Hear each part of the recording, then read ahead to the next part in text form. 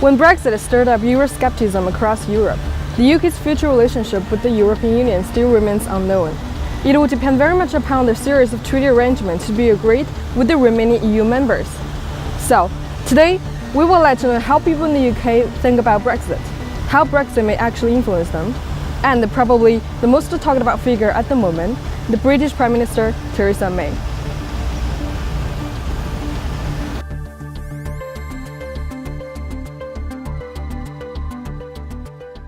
First, working class.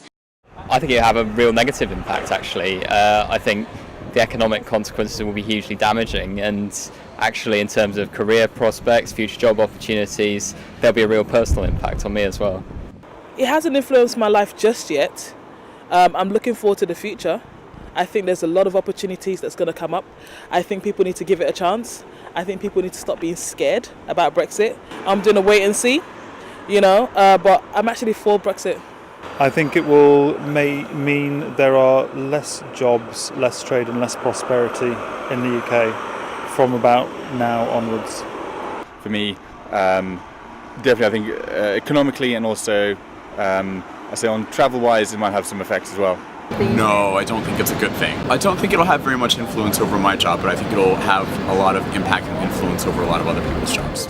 For job holders, it will probably come down to money and jobless worry, as the UK stocks had their worst job since the financial crisis. Toyota, which employs 3,500 in the UK, warned that it would have to make cutbacks if the UK left the EU. Ford, Rolls-Royce, and JP Morgan made similar statements. There could also be a 12% drop in car production in the UK, and 800,000 people work in the 15 billion industry. Good news is that small businesses will be free of EU interference, but they could also lose out on the EU grants. Second, students. 从微观上来说，那对我的影响就是我学费便宜了。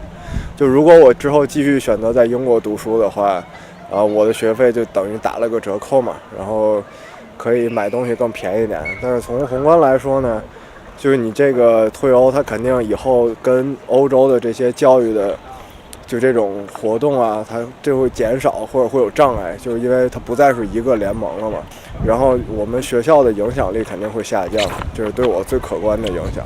For students, increased tuition fees, less positions in the university. Currently, there has been no influence, and we have also been assured that there will be no influence with the Brexit for the next couple of years at least.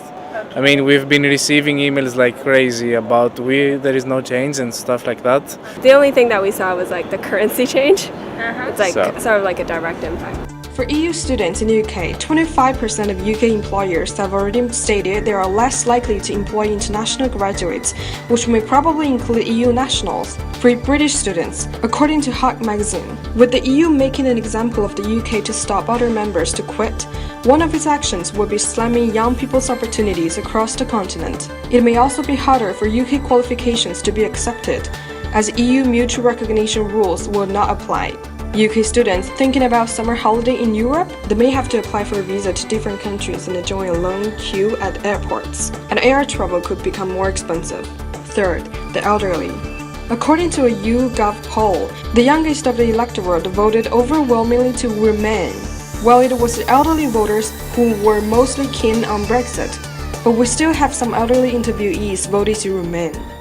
What I expect is that we will come out of Europe, that it will be, in the end, it'll be a big change, but I don't think it's going to be the upheaval that everybody else thinks it's going to be. We'll be able to export more easily to other countries which are growing more quickly than the European Union. Just what happens in terms of my ordinary life, I don't think it will change because I'll retire.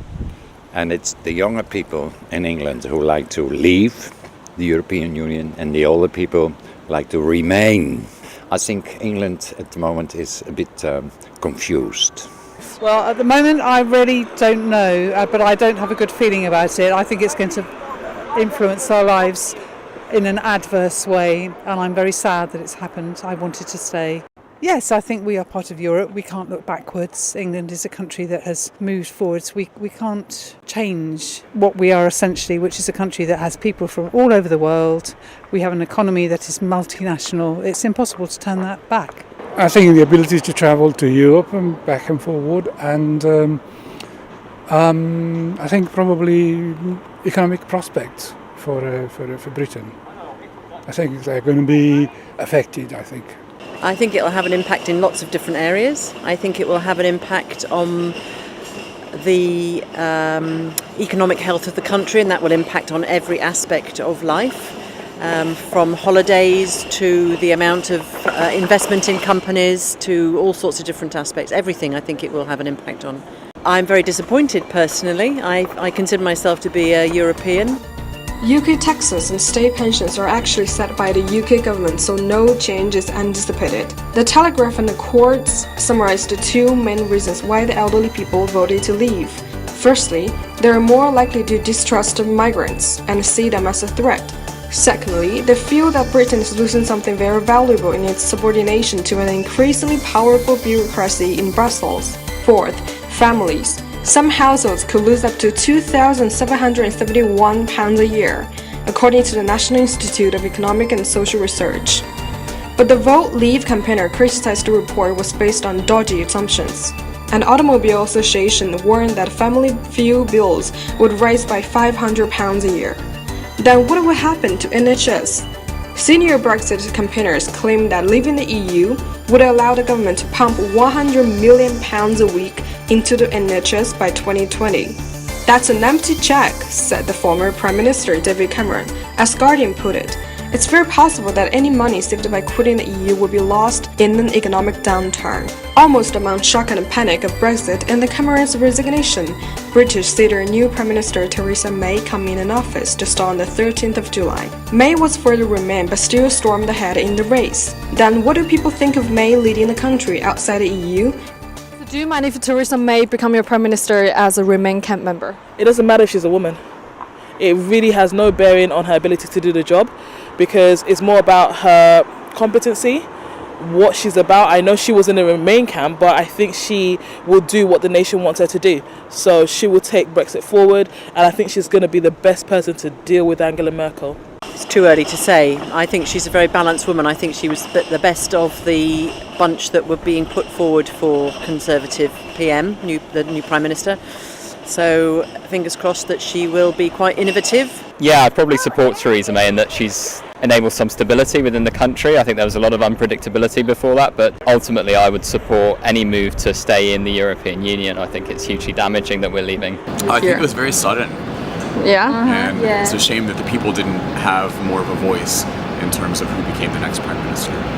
那你觉得你以后会有留英的倾向吗？我个人留在英国吗？不会，因为现在脱欧了嘛，经济形势不好，然后本地的就业率就很低，所以对于国际学生来说，他们的这个就业的机会就更低了，竞争也更激烈，所以中国现在经济很好嘛。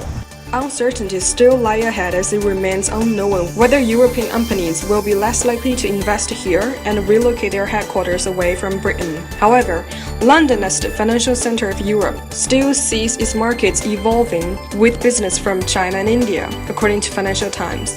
In the end, as people worry over the possible economic downturn, many new investments to boost the economy and the job market are already on their way, as May began to help foreign takeovers of British businesses. We just have to wait what will happen.